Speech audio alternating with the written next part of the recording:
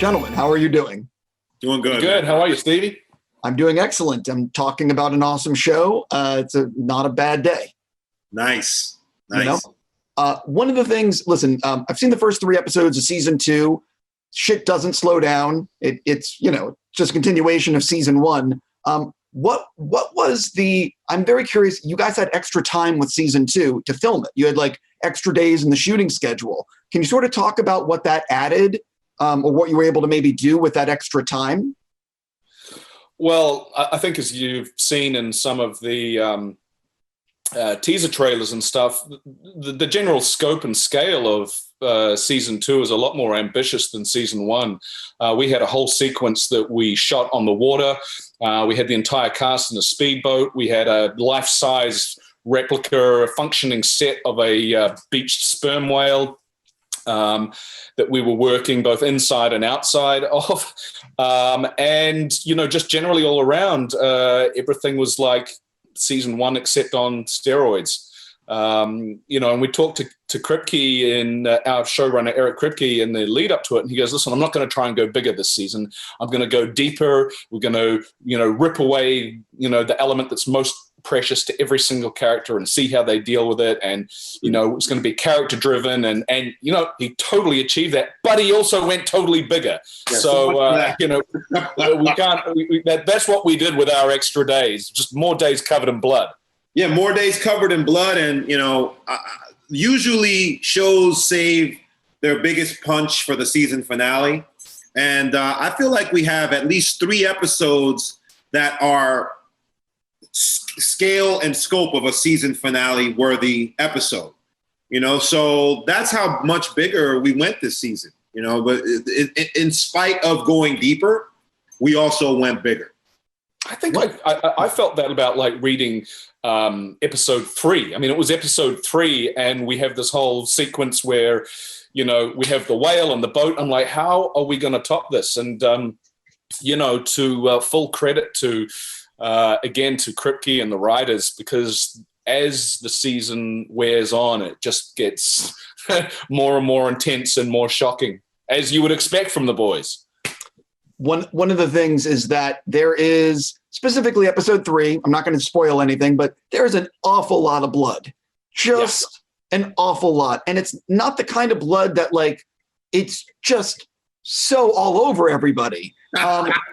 What is it like being on set when you have to be covered like that for that's just not an afternoon. That's days of being covered in blood. That was 14 days. I mean, there were days where the blooding took 2 hours. And then however many hours that we worked, they're constantly retouching us up and adding blood. And then they have to also bloody up our clothes and our shoes and our socks, because everything has to match. So in essence, after you get bloody, then you're putting on a wet, bloody clothes.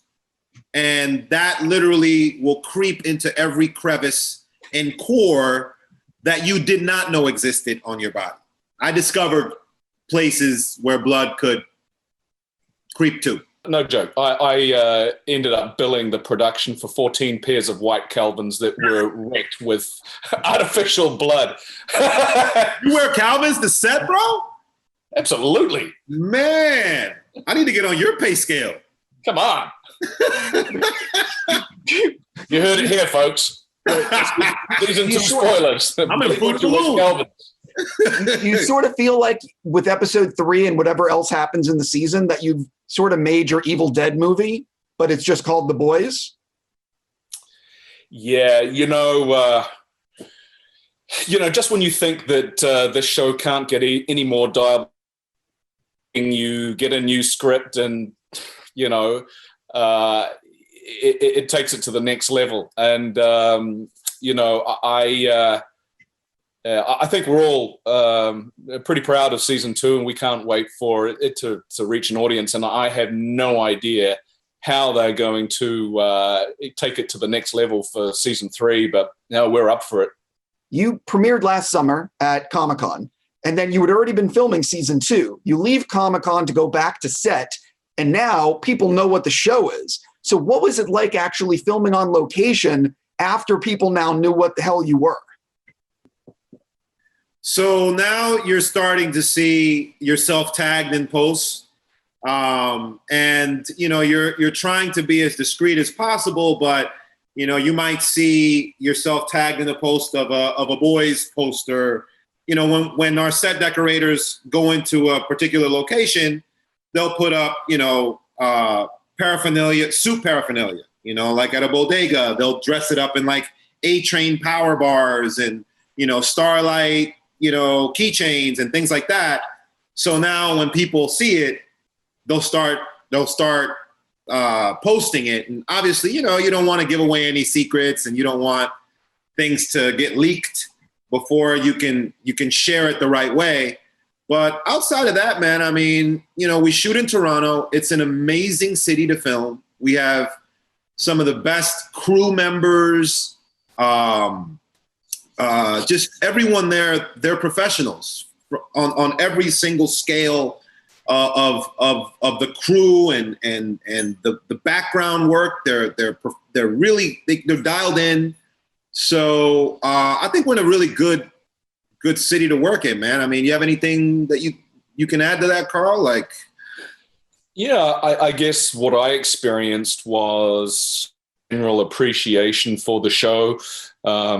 It's always nice when fans of the show come up and express their appreciation. It's not like, as actors, when you do theater or something, you get a pretty solid indication pretty immediately whether what you've done or not is appreciated. And we've got the best fans, and I'm grateful for the fact that we get to go for round 3, and so it's all good. Yeah, I have a million other questions, but I already have to wrap. I'm just going to say I cannot wait to watch the rest of season 2. What I've seen so far is fantastic. Thank you so much for your time. Thank you. Oh, man. Take it easy, Steve.